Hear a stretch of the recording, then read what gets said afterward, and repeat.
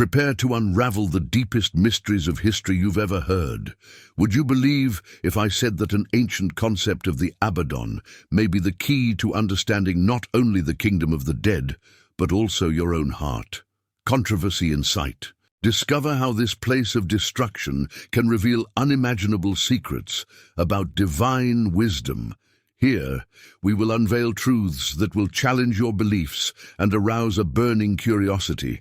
Stay tuned, as the quick reward of knowledge is just minutes away. In the Old Testament, it is described as a devastating abyss, while in the New Testament, it is associated with an angel linked to this abyss.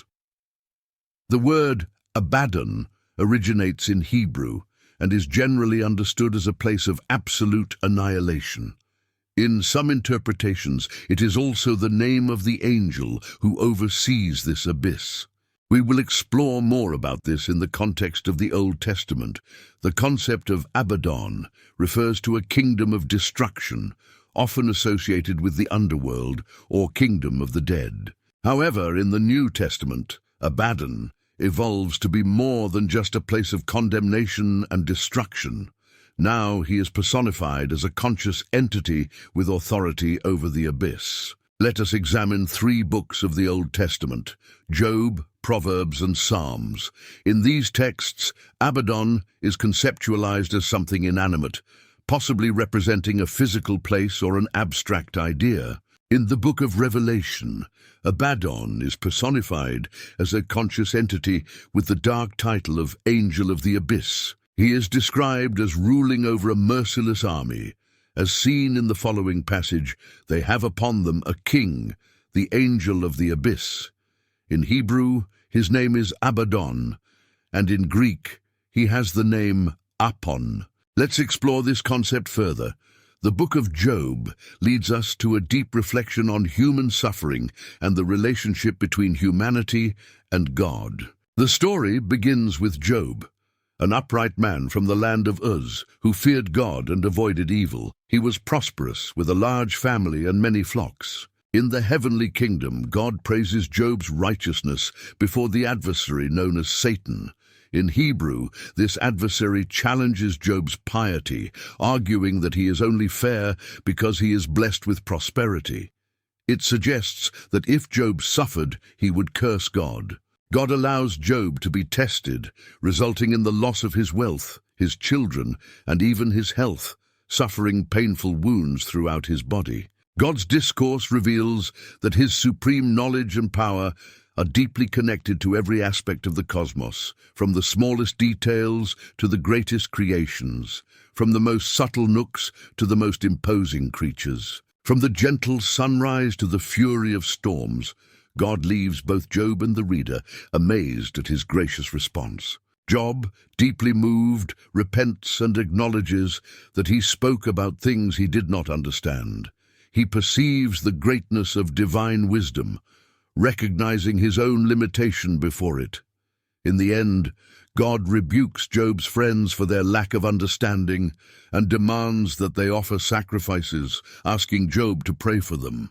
God then restores Job's fortune by granting him twice his previous wealth, along with new children and an extended life of 140 years, during which he witnesses 4 generations of his descendants. In the book of Job, the most relevant verse can be found in chapter 26, verse 6, where it is stated that the Sheol, or the kingdom of the dead, is naked before God. This passage highlights divine omnipotence and omniscience, even in relation to the hereafter. Certainly, we will delve into the concept of Sheol and ABADDON in the broader context of the book of Job. Sheol, as described in the Hebrew Bible, is generally referred to as the kingdom of the dead, to which both the righteous and the unjust go after death. It is often described as a place of darkness, silence, and oblivion, separated from the world of the living. The concept of Sheol is rather vague and does not imply the punishment and reward associated with the later dichotomous concepts of heaven and hell. ABADDON, as used in the Old Testament, usually refers to a place of destruction or perdition. It is often associated with abysses, suggesting a close relationship with the realm of the dead. However, ABADDON conveys a stronger connotation of ruin or annihilation activity, associated with the most extreme type of destruction. In the context of the book of Job, the verse, "Sheol is naked before him, and Abaddon has no covering," emphasizes the omniscience and omnipotence of God. Sheol and Abaddon are invoked to represent places normally hidden or unknown to humans. The verse highlights that even the darkest areas of existence are completely exposed before God. This serves to underscore the vast gap between divine and human understanding, highlighting the unimaginable power and knowledge of God, even over the realms of death and destruction that are beyond human comprehension. Now let us briefly explore the depiction of ABADDON in the books of Proverbs and Psalms. In these books, ABADDON is portrayed similarly to the book of Job as the abyss itself, suggesting its destructive and terrifying nature.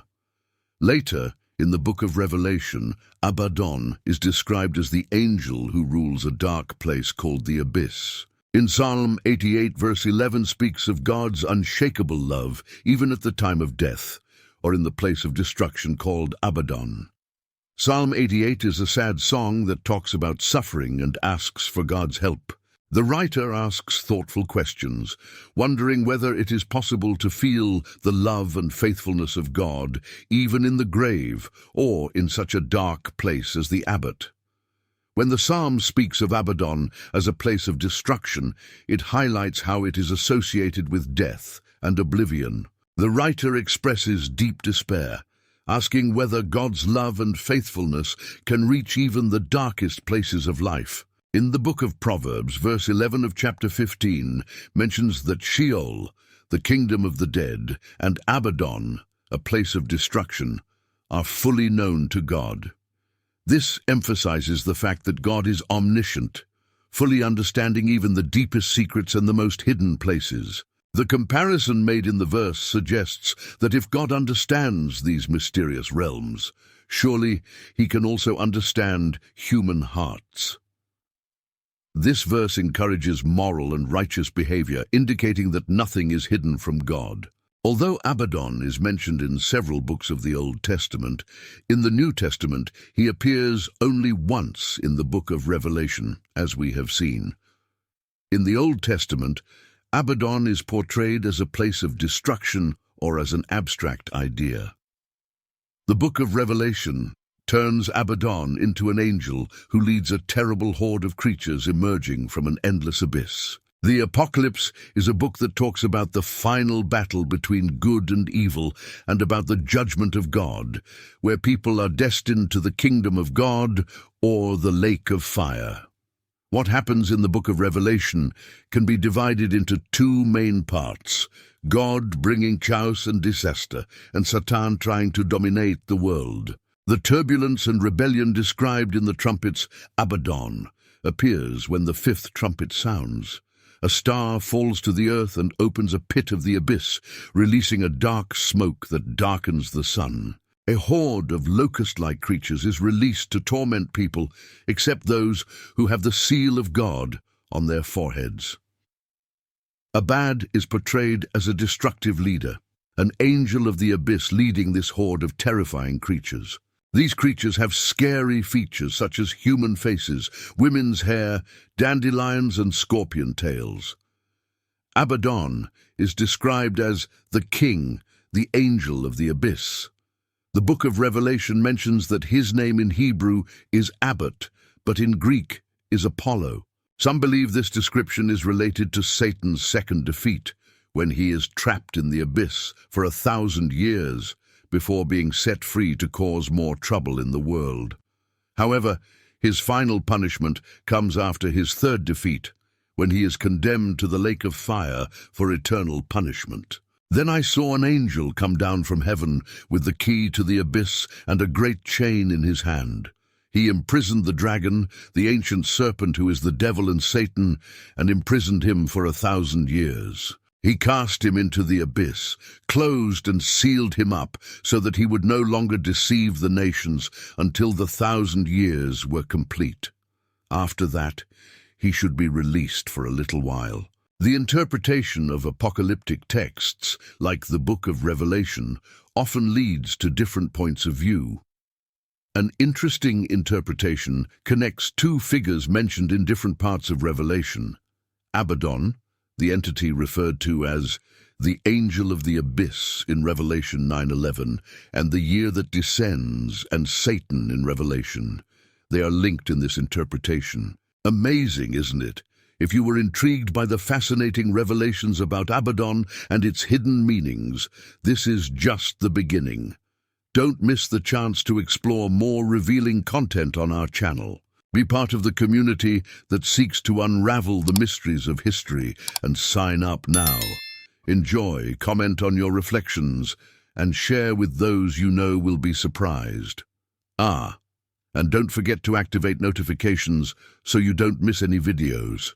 Together, let's go beyond the ordinary until the next mystery unraveled.